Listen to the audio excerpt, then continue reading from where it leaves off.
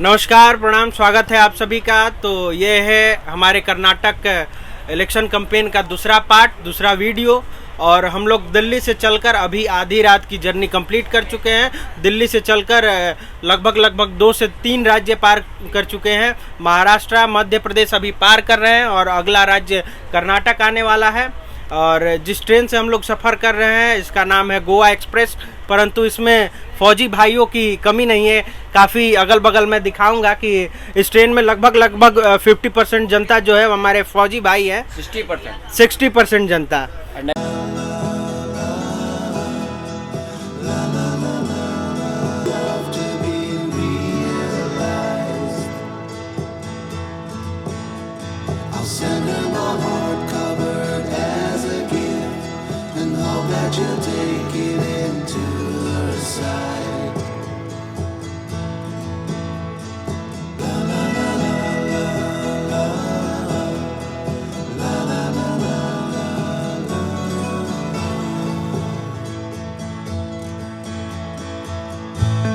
तो अभी कुछ देर पहले हम लोग जैसे सुबह उठे तो यहाँ बहुत अच्छा दृश्य दिख रहा था। ये खिड़की से मनमोहक दृश्य दिख रहा था। तो चला गया है, वो चला गया है, आगे दिखाएंगे। तो इससे पहले अभी आ रहा है, दृश्य आ रहा है सामने। आ रहा है। तो इसी के संबंध में मैंने प्रियांशु भैया से चर्चा की कि भैया अपने यहाँ भी इससे खूबसूरत सा दृश्य है। दार्जिलिंग भी जहाँ फेल है, अपने ही जिले में रोहतासगढ़ किला एक है। रोहतास के ही समीप रोहतासगढ़ किला है। अगर जो लोग ऑफ ट्रैकिंग के वो होंगे, शौकीन होंगे, उनके लिए तो बेस्ट प्लेस है। दार्जिलिंग ना जाकर वो रोहतासगढ़ किला एक बार जाएं। तो मैंने भैया को बताया कि ऐसा ऐसा है। तो भैया ने प्राकृतिक लगाव को इसको एक बार दिखा दीजिए। देखिए कितना अच्छा सीन आ रहा है। और इससे भी खूबसूरत अपना वो रोहतासगढ़ किला है।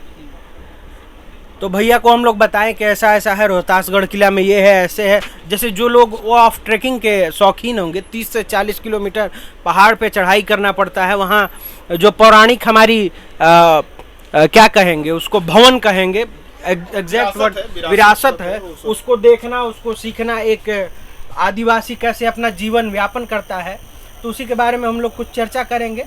धन्यवाद निखिल जी, आपने मुझे इस परिचर्चा में शामिल किया, इसके लिए बहुत बहुत धन्यवाद आपका। जैसा कि आपने और प्रिंस जी ने, हमारे वेदांत जी, अखिल जी, सब लोग हम लोग आपस में चर्चा कर रहे थे। अखिल जी ने मेरे को बताया कि भैया मैंने रोहतासगढ़ किला के ऊपर एक लेख लिखा है जो कि बहुत ज़्यादा वायरल भी हुआ है और उसको बहुत से लोगों ने पसंद किया है और बहुत से लोगों ने इनको अपील भी किया है, फ़ोन भी किया है, मैसेज के माध्यम से, कॉल के माध्यम से उन्होंने बताया है सबको कि भैया इसके बारे में हमको बहुत से फ़ोन आए कि इसको बचाना चाहिए, इसको आगे डेवलप करने के लिए सरकार से पहल करना चाहिए, पर्यटन मंत्रालय के और पर्यटन मंत्रालय के संज्ञान में इसको लाना चाहिए। तो अभी उन्होंने मेरे को एक लेख दिखाया कि ये किला बहुत पुरातन किला है और उसका जो आकार है वो भी बहुत बड़ा है और बहुत ही बृहद स्वरूप है। मैंने उसका फ़ोटो भी देखा। जोग्राफिक दृष्टि से बहुत बड़ा एक विरासत है बिहार के लिए, क्योंकि हम लोग शुरू से ही बनारस चले गए तो इस नाते वहाँ के दृष्टि में वो नहीं रहा।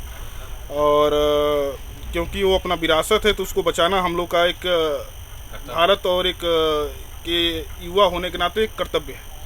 तो उसके नाते हम लोग उसको रखेंगे। मैंने उसको पढ़ा कि वो किला जो राम जी के कुल के, श्री भगवान राम के कुल के अपने थे सत्यवादी राजा हरिश्चंद्र, जो अपने बनारस में भी, जिनका एक कथन है कि जिन्होंने इतने सत्यवादी थे कि अपने लड़के की जब मृत्यु होती है, उनकी रोहित की सांप कटने से जब मृत्यु होता है, तो अपने आप को एक डोम के घर बिक गए थे वो। तो जब उनकी माँ लेकर जाती है अपने लड़के को, उनको दाह संस्कार करने के लिए घाट पे, वहीं जो बनारस में अपना हरिश्चंद्र घाट है, तो वहाँ पे उस बच्चे के लिए, अपने बच्चे के लिए भी कर मांगते हैं कि बिना कर के मैं इसको नहीं चला सकता, मैं अपने मालिक को क्या जवाब दूंगा, डोम राजा को।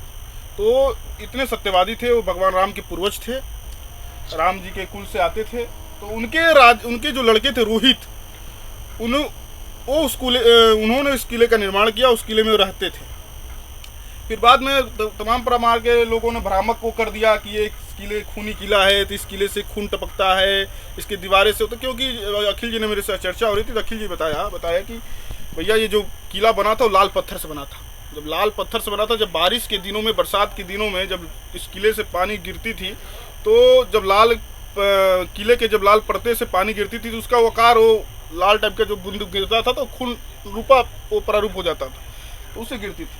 तो इसके तमाम प्रकार कई लोगों ने भ्रामक फैलाया कि ये है वो। उसके बाद ये किला अपने मुगल साम्राज्यों के हाथों आ गया, कई सारे उस लोगों ने इस किले के ऊपर राज किया। उसके बाद फिर ये क्या बोलते हैं, अपने जो नक्सली के कब्जे में रहा कई सालों तक। उसके बाद अभी ये किला पूर्ण रूप से सुरक्षित है, पूर्ण रूप से स्वतंत्र है। अभी अपने सरकार को, बिहार सरकार को और पर्यटन मंत्रालय को इस किले के ऊपर हम लोग चर्चा करके जाएंगे, बात करके इसको विरासत को बचाने का पूरा प्रयास किया जाएगा। तो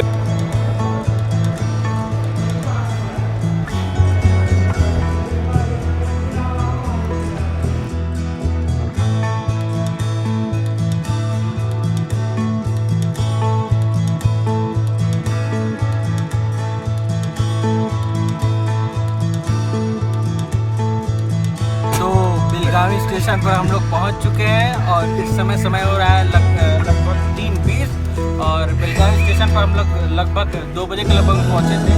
आधे घंटे ट्रेन लेट।